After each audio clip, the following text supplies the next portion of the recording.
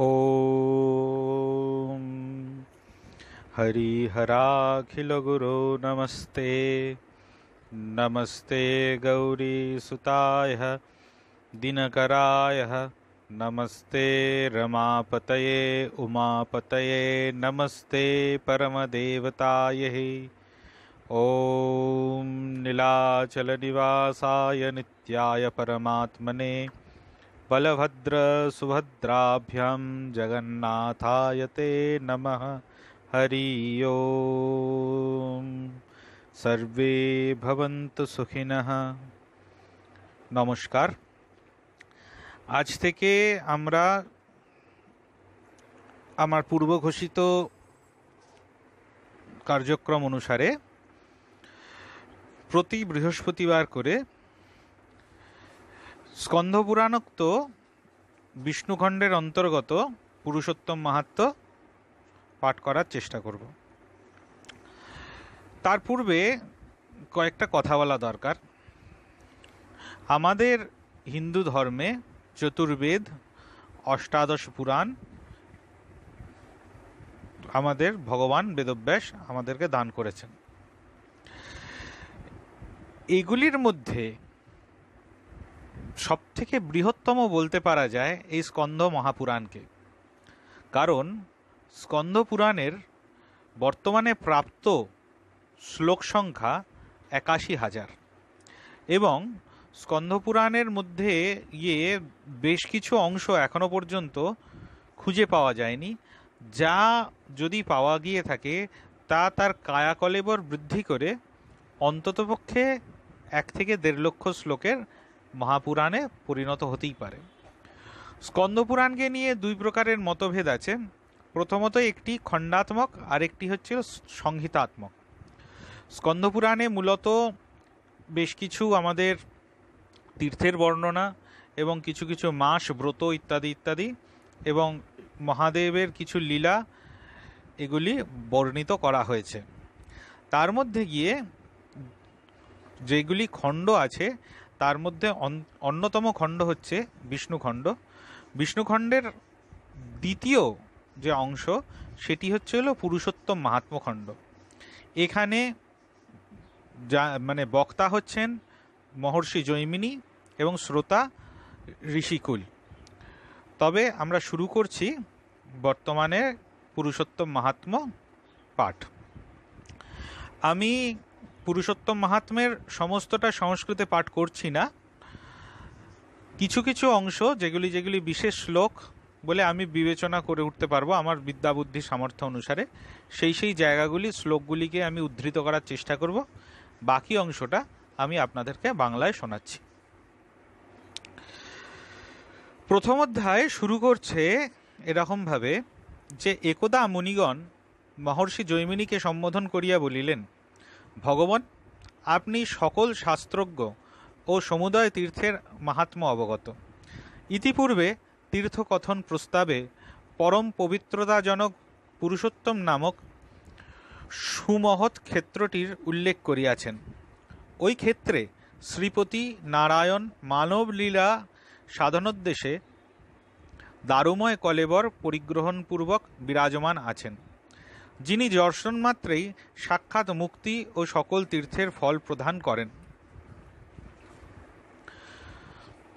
সেই ক্ষেত্রটি কোন ব্যক্তি নির্মাণ করিয়াছেন তাহা আমাদিগকে সবিস্তর বর্ণন করুন।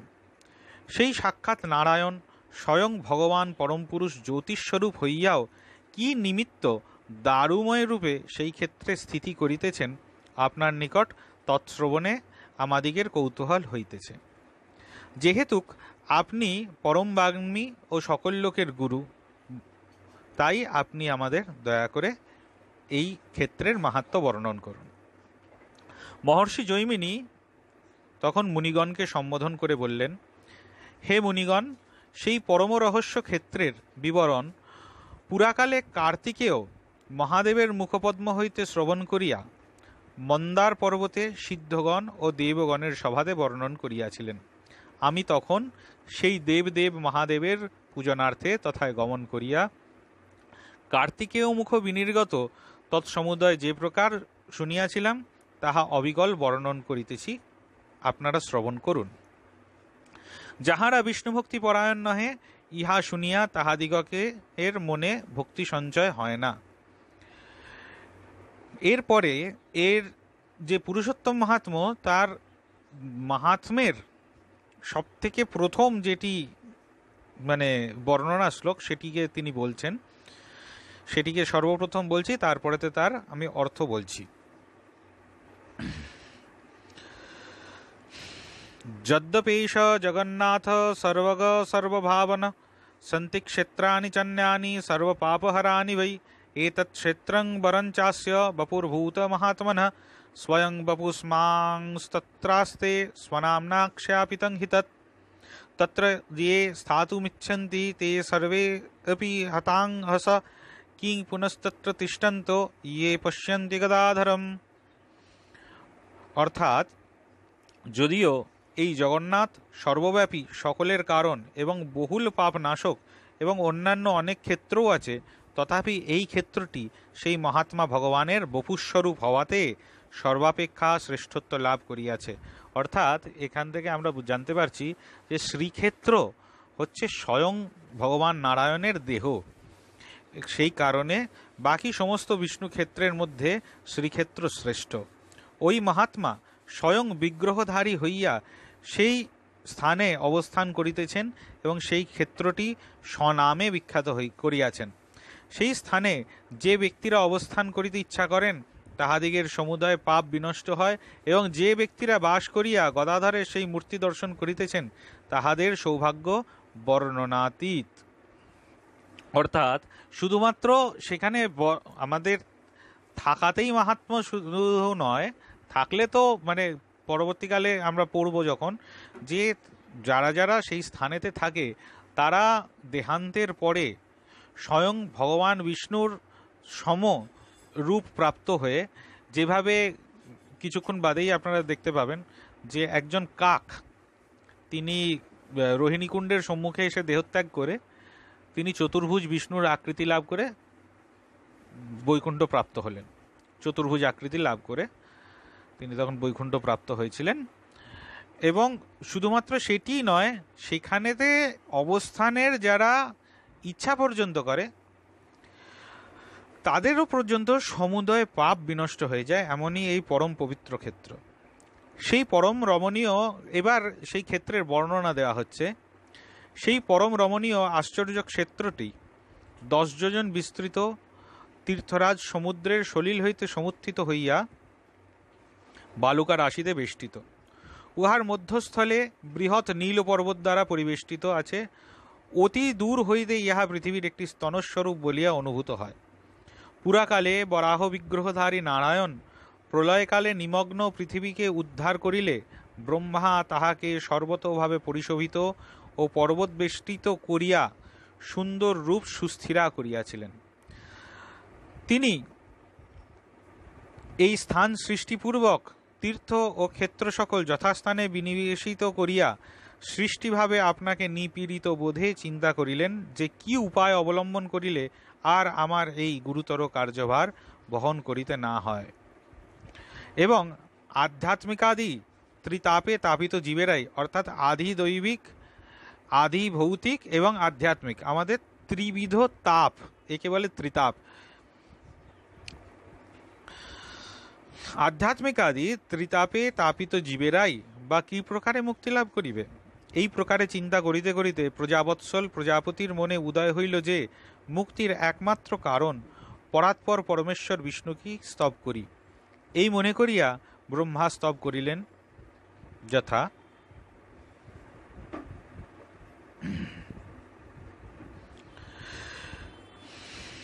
নমস্তে জগদাধার শঙ্খচক্রগদাধর জন্নাভিপঙ্কজাদেব জাতোহং বিশ্বসৃষ্টিকৃত পরমাত্মা স্বরূপন্তে ত্বং বেত্সি বৈ জগন্ময় জন্মায়য়া জগৎসর্বং নির্মিতং মহতাদিকং জন্নিঃশ্বাস সমুদ্ভূতং শব্দব্রহ্ম ত্রিদাভব উপজীব্য তদেবাহಂ শ্রীজং ভুবনানি বৈ তত্यो नान्य स्थूल सूक्ष्म दीर्घरस्यादि किंचन विकारत्वयि भगवन् त्वमेवेदं चराचरं कटकादि यथा स्वर्ग गुणत्रय विभागस स्वस्था सृज्य त्वमेवात्र पोष्ठा पोष्यं जगत्प्रभो आधारध्रियमाणञ्च धर्ता त्वं परमेश्वर त्वं प्रेरितमतिर्सर्वं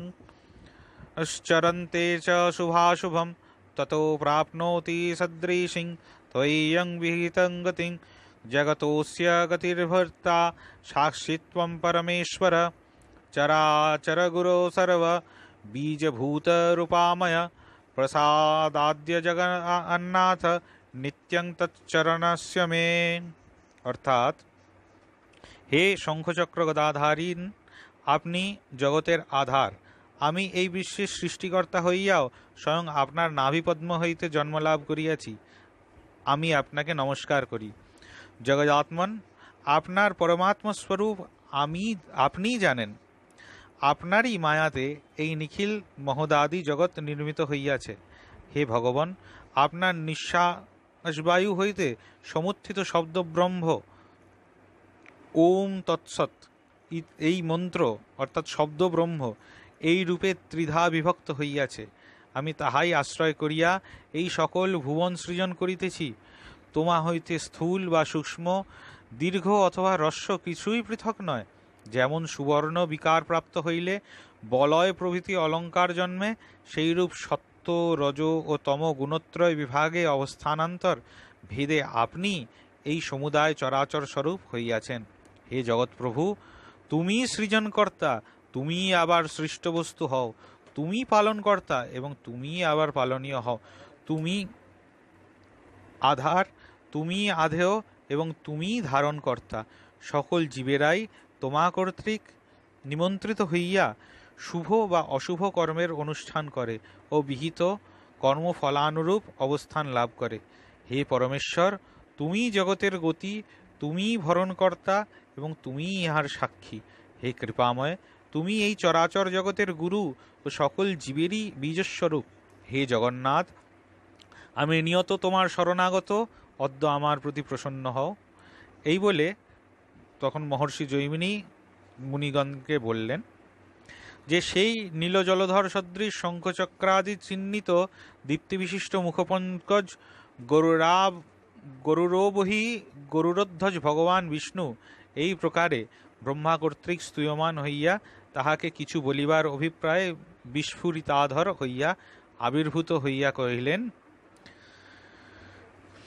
শ্রী ভগবান উবাচ যদর্থং মাং তসে ব্রহ্মন ন শক্যং প্রতিভাতি স অনাদাদ্য বিদ্যা শূদ্রেরা দুশ্ছেদ্য কর্মবন্ধनै প্রভবন্ত্যাং কথং তস্যা হি এতে মৃঞ্জন্মনি তথাপি চেদত্র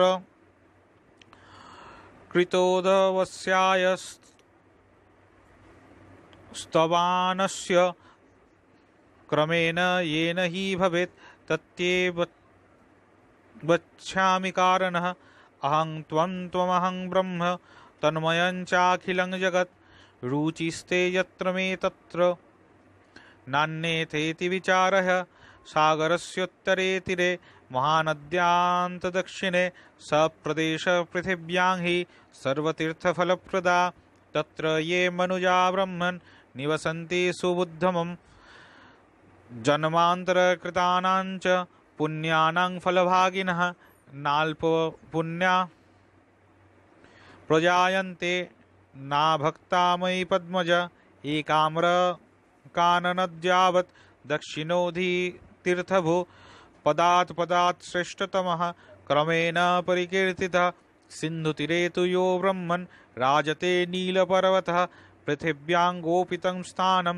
तव चापि सुदुर्लभं सुरासुराणां सुदुर्गेय माययाच्छादितं मम सर्वसंज्ञपरित्यक्तस्तत्र तिष्ठामि देहभृत् सुरासुरवतिक्रम्य वर्तेऽहं पुरुषोत्तमे सृष्टालयैराक्रान्त क्षेत्रं मे पुरुषोत्तमं यथा मे पश्यसि ब्रह्मन् रूपं चक्रादिचिह्नितम् ईदृशं तत्र गत्वैव द्रक्षसे मां पितामह नीलाद्रेरन्तरभुवि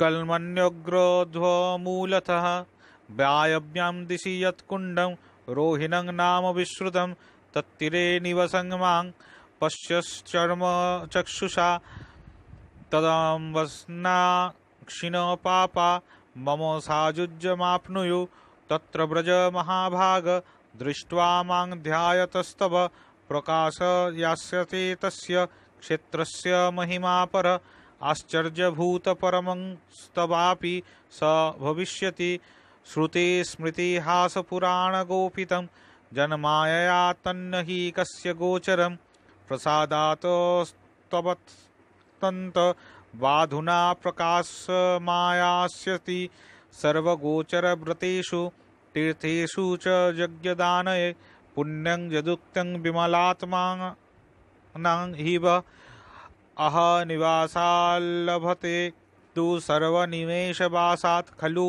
चाश्वमेधिक इत्यादिश्य विधि विप्रास्त दासो पुरुषोत्तम पश्यतस्य तत्रैव प्रभुरन्तरधीयतः। ভগবান বললেন, হে ব্রহ্মণ, তুমি যে নিমিত্ত আমাকে স্তব করিতেছ তাহা আমার শক্তির অধীন নহে। যেহেতু স্বভাব সিদ্ধা অনাদি সুকঠিনা মায়া কর্মরূপ বন্ধন দ্বারা দুশ্ছেদ্যা হইয়াছেন, অতএব সেই মায়ার প্রভাব থাকিতে কি প্রকারে মৃত্যু ও জন্ম পরিত্যাজ্য হইবে? হে অনগ, তথাপি তোমার যদি এইরূপ নিতান্ত অধ্যাবসায় জন্মিয়া থাকে, তবে যে নিয়মে মৃত্যু ও জন্ম না হয় তাহার কারণ তোমাকে বলিতেছি। এই অখিল জগৎ মৎস্বরূপ আমিও যে তুমি সেই যাহাতে তোমার রুচি তাহাতে আমার রুচি হইবে, অন্যথা বিবেচনা করিও না। সমুদ্রের উত্তর তীরে মহানদী নদীর দক্ষিণ প্রদেশটি পৃথিবীর মধ্যে সকল তীর্থের ফলপ্রদান করেন।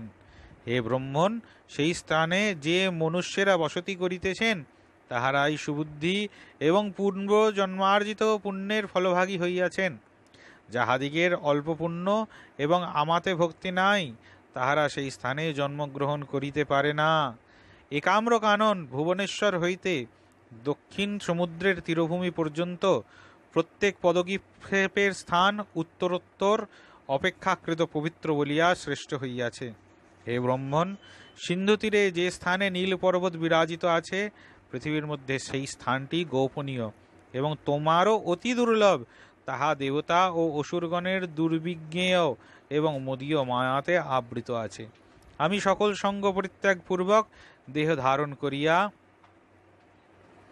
দেবগণ ও অসুরগণের সংসর্গ পরিহার করিয়া সেই পুরুষোত্তম ক্ষেত্রেই নিত্য অবস্থিতি করি। এই ক্ষেত্রটি সৃষ্টি ও প্রলয়ের আক্রমণ হইতে বহির্ভূত। হে পিতামহ, এই স্থলে গদাদি চিহ্নিত আমার যে রূপ দর্শন করিতেছ, সেই ক্ষেত্রেই গমন করিলে আমাকে তদ্রূপ দর্শন করিবে। নীল পর্বতের মধ্যস্থলে অক্ষয়বটের মূল হইতে বায়ুকোণে যে রৌহিন নামক, অর্থাৎ রোহিণী কুণ্ড যাকে আমরা বলছি, যে রৌহিন নামক বিখ্যাত কুণ্ড আছে, তাহার তীরে আমাকে চর্মচক্ষু দ্বারা দর্শন করিতে করিতে জীবেরা সেই কুণ্ডের জলে পবিত্র ও নিষ্পাপ হইয়া আমার সাযুজ্য লাভ করে। হে মহাভাগ ব্রহ্মণ, তুমি সেই ক্ষেত্রে গমন করো, তথায় আমাকে দর্শনান্তর ধ্যান করিতে করিতে ক্ষেত্রের পরম মহিমা স্পষ্টরূপে অবগত হইবে। তোমারও নিকট সেই মহিমা পরমাশ্চর্য বোধ হইবে। সেই স্থান শ্রুতি স্মৃতি ইতিহাস ও পুরাণ আমারই মায়া দ্বারা গোপিত হইয়া সকলের অগোচর রহিয়াছে। এইক্ষণে তোমার এই স্তব দ্বারা আমি প্রসন্ন হইয়াছি, অতএব সেই ক্ষেত্রটি সকল ব্যক্তির গোচর হইয়া প্রকাশ পাইবে। নির্মল স্বভাব ব্যক্তিদিগের ব্রত তীর্থ যজ্ঞ দানে যে সকল ফল উক্ত আছে, সেই ক্ষেত্রে এক দিবারাত্রি মাত্র বাস করিলেই সেই সমুদায় ফল হয়। নিমেষ মাত্র বাস করিলেও অশ্বমেধ যজ্ঞের ফলপ্রাপ্তি হয়। হে বিপ্রগণ, সেই সময় প্রভু পুরুষোত্তম ব্রহ্মাকে এই রূপ আদেশপূর্বক তদীয় দর্শনপথ হইতে অন্তর্হিত হইলেন। স্বয়ং ভগবান যে মাহাত্ম্যটি বলেছেন সেটিকে আবার আপনাদেরকে আমি বলে দিই, মানে যে শ্লোকগুলি আছে সেগুলিকে বলে দিচ্ছি। श्रुति स्मृति इतिहासः पुराणगोपितं जन्मायया तन्न हि कस्य गोचरम् प्रसादतो मे स्तवतन्त्यबाधुना प्रकाशमायास्तस्यति सर्वगोचर व्रतेषु तीर्थेषु च यज्ञदानयो पुण्यजदुक्त विमलात्मनां हिव अहर्निवासाल्लभते तु सर्वनिमेषवासात् खलु चास्य मेधिक इत्यादिश्य विधि विप्रस्तादासो पुरुषोत्तम पश्यतस्तस्य तत्रैव প্রভুর অর্থাৎ ব্রতের এবং তীর্থের এবং যজ্ঞদানের যে পুণ্য ফল সেগুলো মাত্র সেখানেতে এক রাত্রি নিবাস করলেই তার ফল হয়ে যায়। এই বলে ভগবান তার পুরুষোত্তম ক্ষেত্রের মাহাত্ম্য বলে তিনি ব্রহ্মাকে সেই স্থানে যাওয়ার জন্য আদেশ করলেন। এখানেতেই আমাদের পুরুষোত্তম ক্ষেত্র মাহাত্ম্যের যে প্রথম অধ্যায় সমাপ্ত হচ্ছে। আজকে এত পর্যন্তই পাঠ করলাম, পরবর্তী সপ্তাহে আবার দ্বিতীয় অধ্যায় পাঠ করব। ওম তৎসৎ। হরি ওম তৎসৎ। হরি ওম তৎসৎ। ওম শান্তি শান্তি শান্তি। হরি ওম। জগন্নাথ